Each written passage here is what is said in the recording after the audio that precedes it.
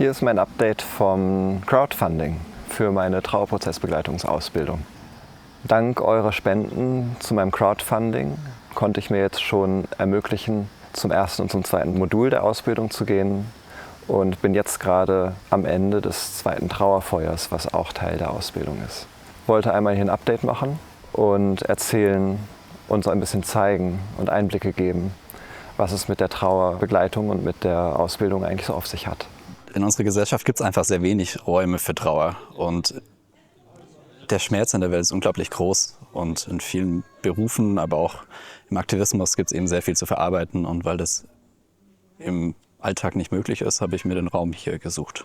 Das, was ich als ganz besonders wertvoll für mich erachte, ist, ja, das geht nicht um Theorie, sondern so den Hintergrundwissen über Trauer, was das ist, wie das funktioniert, was das mit uns macht, was hier offensichtlich sehr gut erforscht wird, was aber neu für mich ist, zu erfahren davon, weil damit bekomme ich die Möglichkeit, dass ich auch davon Elemente in mein Alltagsleben mit übernehmen kann. Mir wird keine Bedeutung vorgegeben, sondern ich kann mich einfach frei darin bewegen und das macht es irgendwie auch so konfessionslos. Ja, irgendwie hat sie für mich auch was Rebellisches inne, weil Trauer oftmals so unter den Tisch gekehrt wird und ich glaube, wir sind alle mehr oder minder wegen persönlichen Trauerprozessen da, aber auch eben wegen Kollektiven und teilweise, oder es kann sich eigentlich auch fast immer vermischen.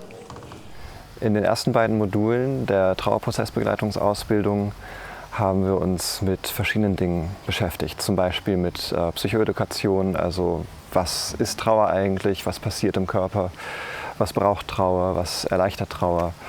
Und wir haben auch uns damit beschäftigt, wie können wir sicherere Räume für Trauer erschaffen und gestalten. Ich würde mich freuen, wenn noch mehr Diversität hier Platz finden könnte. Es ist schon auch ein sehr weiß geprägter Raum und gleichzeitig gibt es hier queere Menschen, ältere Menschen, Kinder können dabei sein. Ich fühle mich auf jeden Fall ziemlich wohl hier und merke, dass da echt viel Bemühungen da sind, alle Menschen einzuladen.